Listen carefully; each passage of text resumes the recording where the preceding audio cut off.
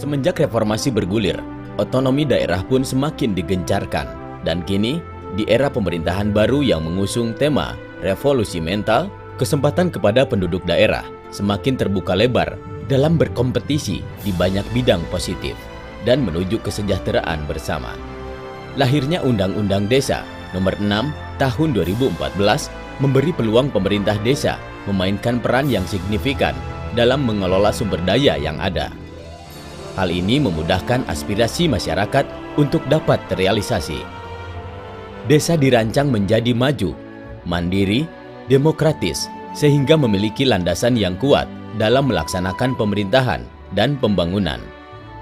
Juga memperkecil kesenjangan sosial antar warganya. Rencana ini juga memiliki harapan mengurangi orang yang meninggalkan desa pergi ke kota untuk mencari nafkah. Desa diharapkan sebagai tempat kehidupan dan penghidupan. Desa sebagai subjek pembangunan. Desa sebagai ujung tombak pemerintah, pembangunan, dan pemberdayaan masyarakat. Untuk mewujudkannya, aparatur desa dituntut mengetahui tata kelola pemerintahan yang sesuai dengan Undang-Undang Dasar 1945 dan Pancasila. Walaupun tantangan yang dihadapi tidak sedikit dan tidak mudah, mereka harus mengetahui isu-isu dalam pengembangan desa seperti kedudukan desa, pembentukan desa, keuangan, pemilihan kepala desa, produk hukum, pembangunan, badan usaha milik desa, lembaga kemasyarakatan, pembinaan dan pengawasan, dan masih banyak lagi. Dalam tata kelolanya, pemerintah desa yang terdiri dari kepala desa dibantu oleh perangkat desa seperti sekretariat desa yang mengurus administrasi pemerintahan, pelaksana teknis lapangan yang bertugas dalam tata laksana operasional wilayah, dan pelaksana kewilayahan yang membantu kepala desa dalam melayani masyarakat.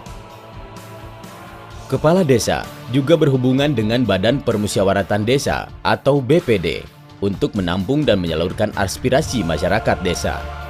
BPD juga melakukan pengawasan kinerja kepala desa mereka. Selain itu, kepala desa erat hubungannya dengan lembaga-lembaga setempat seperti BUM Desa, lembaga masyarakat daerah, dan lembaga non-profit untuk memecahkan berbagai masalah yang ada di desa. Namun, siapa saja sejatinya yang dapat menjadi pengelola desa? Terdapat dua garis besar pengelola desa. Pertama adalah self-governing community atau tata kelola milik masyarakat. Lembaga ini diharuskan mampu merumuskan kewenangan berdasarkan hak asal-usul dan kewenangan lokal berskala desa dalam bentuk kerangka kerja dan prioritas pembangunan yang jelas secara partisipasif. Kedua adalah local self-government atau pemerintah lokal.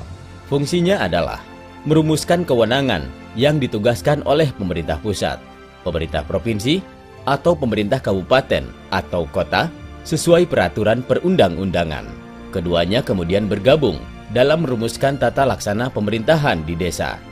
Contoh konkret yang bisa dilihat antara lain seperti Rencana Pembangunan Jangka Menengah Desa atau RPJMDes, _RKP Desa, _APB Desa, dan pembentukan BUM Desa. Wujud konkret kesejahteraan dan keberhasilan desa di banyak bidang bisa terjadi jika tata kelola pemerintahan desa mempunyai revolusi mental dalam bentuk perubahan, relatif cepat dalam cara berpikir dan merespon, serta memiliki integritas, kerja keras, gotong royong, etika kerja, dan pelayanan dalam wadah pemerintahan desa. Mari bersama kita wujudkan Indonesia yang sejahtera dan bermartabat dari desa ke desa.